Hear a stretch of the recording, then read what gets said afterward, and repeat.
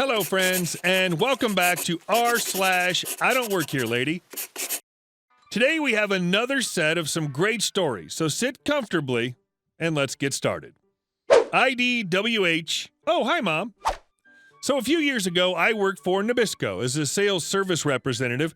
Basically, I drove to supermarkets all over the country, unpacked pallets of Oreos, and stacked them in cardboard display cases.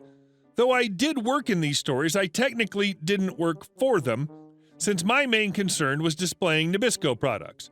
But customers would always see a young adult unpacking boxes of cookies and think, hey, he must work here. This confusion caused more cases of IDWH than I can count. Early into the job, I made the mistake of wearing a green polo while stocking at a giant supermarket and had 6 or 7 people ask me for help within an hour.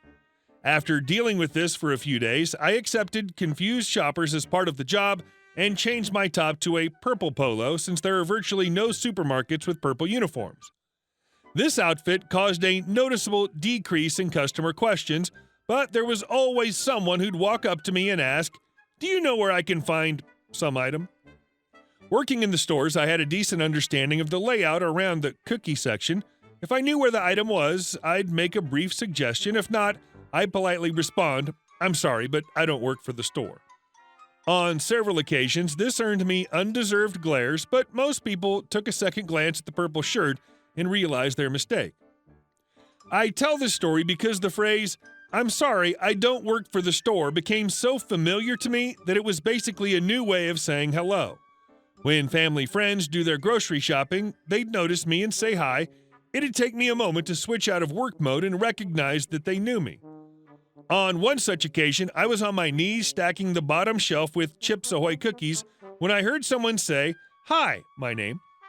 I started to stand and reply, "I'm sorry, ma'am, but I don't work for—" When I looked up, I saw my mother's eyes looking back at me.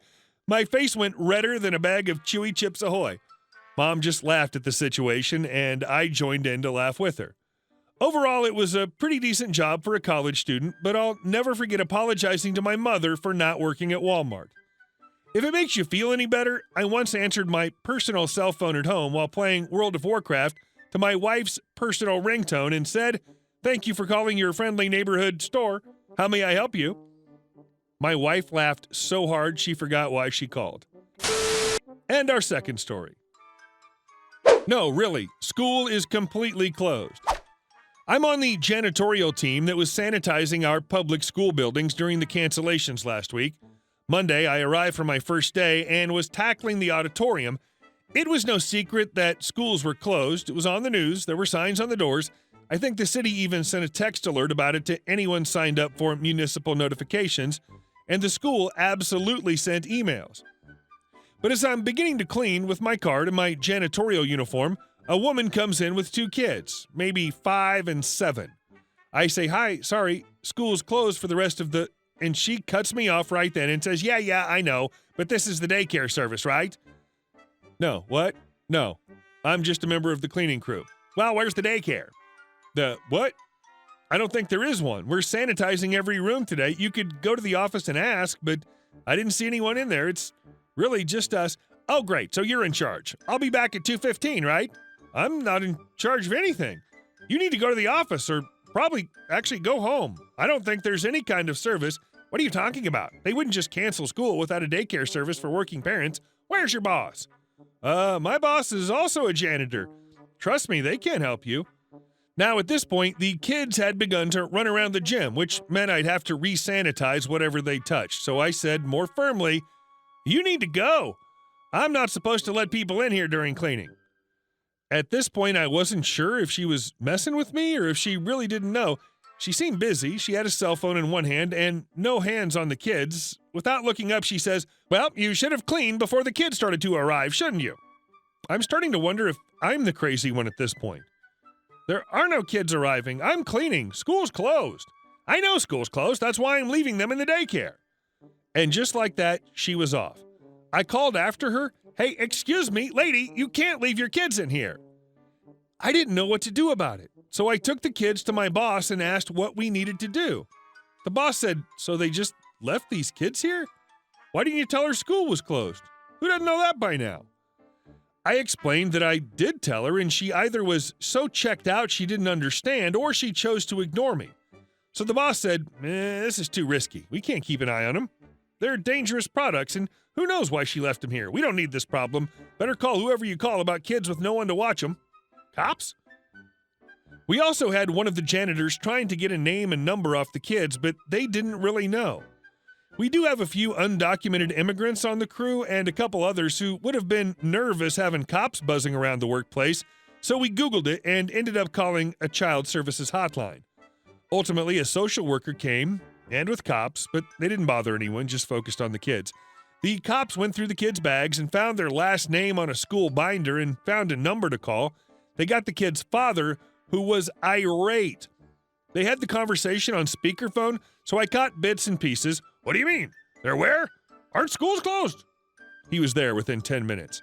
I guess he called his wife for an explanation during that time because she arrived not too soon afterwards.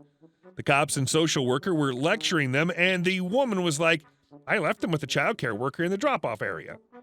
And they reiterated that there was no daycare and they had no idea what she was talking about. So to that point, I thought, okay, I guess she's just really, really dumb. Then the cops let them go without a warning about understanding where they're leaving their kids and with whom. But as they were leaving, the woman sneered at my boss. Was it really such a big deal that you had to call the police? So now I wonder whether she was just trying to pull a fast one on us, or if she was just that stupid. The world may never know, but I still laugh at the story. I don't think I've been quite so entertained by and disgusted by the human race at the same time. But now we move on to our next story. Park in our driveway, get a naked man to argue with you. College. A bunch of guys rent a beat-up old house in town next to a daycare. Problem is, the parents picking up and dropping off park in our driveway. We argue with the owner of the daycare every day. She doesn't care. So one day, I began parking behind the parents who were parked in my driveway. This infuriates the daycare owner. We go back and forth, and usually I go out and move my car so the parents can get their car out. One day, though, I just had it. I'd worked most of the night, had early morning classes, and have 20 minutes to shave, shower, and get ready for my second job that afternoon. I get home, and sure enough, parents are in our driveway again. So I park behind them and go inside. Get in the shower, and when I get out, the daycare owner is beating on the door loud enough to shake the wall. I go downstairs, wrapped in a towel, and open the door. She bursts into the middle of the living room and screams at me. While she's screaming, I take the towel off and calmly dry my hair. I am buck effing naked. She stops screaming long enough to realize she's standing next to a naked college student, screams something about calling the cops, and bolts for the door. It doesn't open. In her haste to leave, she's locked the door instead of unlocking it. Now she's stuck with a naked man. I tell her I have the key to unlock the door, but the key's upstairs on my dresser. I leave her looking like she's about to have a heart attack. I take the longest time to go upstairs and get dressed and get the key. When I come back to the living room, she is white as a ghost. I unlock the door and say, sucks to be stuck and not able to leave, right? Fast forward about 20 minutes, and as I'm leaving, there's a cop parked in front of the house. I chat with them through the car window, explain the situation, and they chuckle. Did you invite her in? No, I tell them. She barged into my house. Well, it's not a crime to be naked in your own house. Her problem for violating your privacy. I'd love to say this rectified the situation, but it didn't. We never found a way to stop parents from parking in our driveway, but it was fun for a few minutes to freak a stuck-up, mean old middle-aged woman. And one more to enjoy. The insecure lady in a dressing room. Little background. This happened to me years ago. No drama, but thinking about it makes me smile. So I thought you might too. Shopkeepers in this little store doesn't have uniforms. Lady is L, me is M, shopkeeper is S. I'm browsing the shelves in this little store when a lady in a dressing room next to me pulls the curtains aside, spots me, and says, "Hi, do these pants look good on me?" Me. Take a spin and let me see. Lady spins. They fit you perfect. Are you sure? Absolutely. She gives me the biggest smile, then takes a dull purple knit blouse out from the dressing room. Will this look good with the pants? Me. Well, what will you use the outfit for? Well, it's my 60th birthday party. I didn't like the blouse at all. I was having a blast interacting with this sweet lady and had some time on my hands.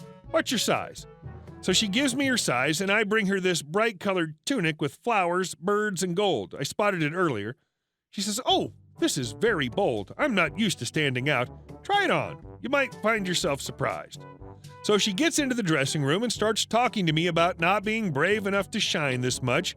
The shopkeeper enters the scene, and the lady comes out with the tunic on. "Wow, this suits you so much. It'd be perfect for your party." The lady gave me a little insecure smile, looked in the mirror, and her smile got even bigger. "You're right. This actually suits me." The shopkeeper says, "Your friend is right. This look is great for you." The lady looks at me, very confused. "You don't work here?" Me, "Nope." "Well, why would you help me then?" "I don't know. You asked me nicely." The three of us shared a good chuckle, and I left, wishing the lady a happy birthday party. Hey guys, thank you all for watching the video to the end, and I'll see you in the next one.